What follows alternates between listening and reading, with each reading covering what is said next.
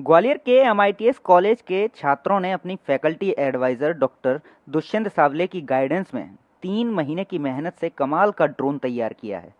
इसकी designing, hardware parts, software, AI tools, यहाँ तक कि बैटरी तक खुद डिज़ाइन की है। इस ड्रोन से छात्रों ने अमेरिका में होने वाली एक अंतर्राष्ट्रीय प्रतिस्पर्धा में हिस्सा लिया है, जिसमें पूरी दुनिया के अलग अलग देशों से करीब 94 टीम्स हिस्सा ले रही हैं। इस कंपटीशन में टॉप 50 टीम्स में ग्वालियर की यह एमआईटीएस कॉलेज की टीम त्रिनेत्र क्वालिफाई भी कर चुकी है और अब फाइनल मुकाबला अमेरिका के तुलसा में अगले महीने आयोजित होगा।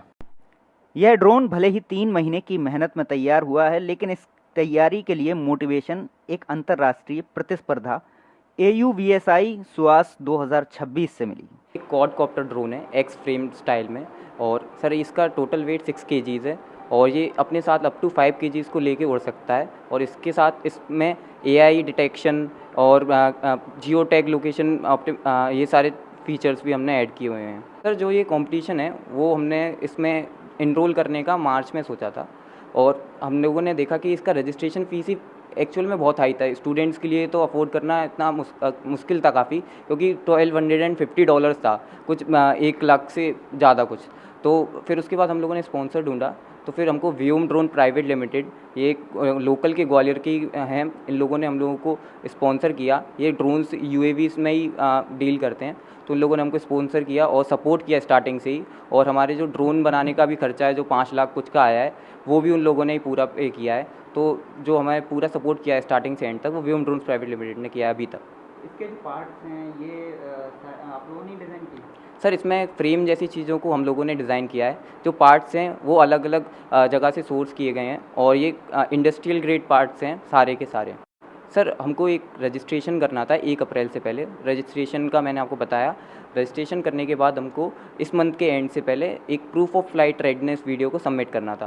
Proof of flight readiness video में हम लोगों को अपना इंट्रोडक्शन, सेफ्टीज़ जो और मिटिगेशंस जो हम लोगों ने फॉलो अप किया है वो, और साथ साथ में हमारा ड्रोन उड़ सकता है या नहीं, यानी कि प्रूफ ऑफ फ्लाइट रेडीनेस, वो सबमिट उनको वीडियोस में ऐड करके उसको सबमिट करना था। तो उसको हम लोगों ने सबमिट किया, वो उधर जाके रिव्यू हुई वीडियो, और उसके बाद हमारे पास उसका अप्रूवल आ गया। डिफ़िकल्टीज़ की अगर मैं बात करूँ तो इसमें सबसे बड़ी डिफ़िकल्टी हमने जो फेस की है, वो जो इसका जो मेन चीज़ है, जो पेलोड ड्रॉपिंग मैकेनिज़्म है, उसमें हमने प्रॉब्लम फेस की। उसमें प्रॉब्लम ये हमने फेस की कि जो हम इसको जो पेलोड है, पेलोड है, उसको जो ड्रॉप करने में हमें एक इशू आ रहा था। जब हमने इसको एक सर्टेन हाइट से 50 फीट्स की हाइट से जब इसको ड्रॉप किया, तो जो उसकी स्पीड थी, तो सर्वो मोटर से उसको ड्रॉप हुआ धीरे धीरे, तो वो अपनी सही स्पीड में आ रहा था। लेकिन जब वो नीचे आया तो एकदम फ्री फॉल हो गया। तो ये प्रॉब्लम हमने फेस की जब हमने इसको टेस्ट किया था।